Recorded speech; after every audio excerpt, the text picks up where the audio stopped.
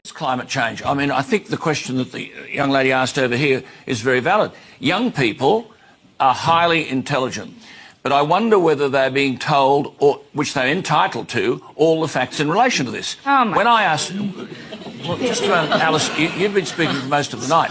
When I asked Tanya Plibersek, was the Deputy Leader of the Labor Party and the potential Deputy Prime Minister, was carbon dioxide the big issue in relation to climate change? And she said yes. I then said, well, that being the case, what percentage of the atmosphere is made up of carbon dioxide? What is causing climate change? Is it carbon dioxide? Yes, carbon dioxide pollution is a major contributor. Okay, so can I ask you, this is not a trick question, what percentage of the Earth's air is carbon dioxide? Oh, I don't know. And I say, hang on, you don't know what percentage of the atmosphere is carbon dioxide, and yet you're prepared to stand the economy on its head to address a problem, the detail of which you don't know.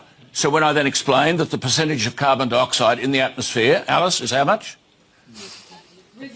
Alice, how much of carbon dioxide in the atmosphere? To answer the question, Scott Morrison has said he believes in climate change and that he wants to do something about it. Alice, how much carbon dioxide is the problem? How much carbon dioxide is there in the atmosphere? I'm not a scientist. I don't know. Well, hang on. If you're going to argue the case, you ought to know. It's 0.04%. And of that 0.04%, human beings around the world create 3%. And of that 3%, Australia creates 1.3%.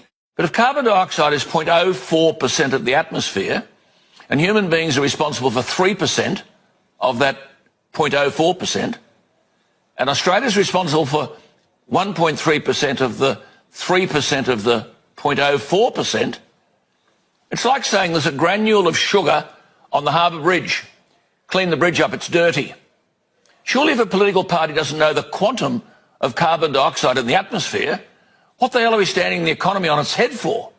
Demonising coal-fired power, driving everyone into renewable energy, which is not available, not reliable and not affordable, plonking us in electric cars, giving us nearly the dearest electricity in the world when we're rich in energy resources, exporting coal so that China and India and Japan can have cheap electricity, and we sit here swallowing this ideological rubbish, putting industry at risk, jobs at risk, and burying the economy.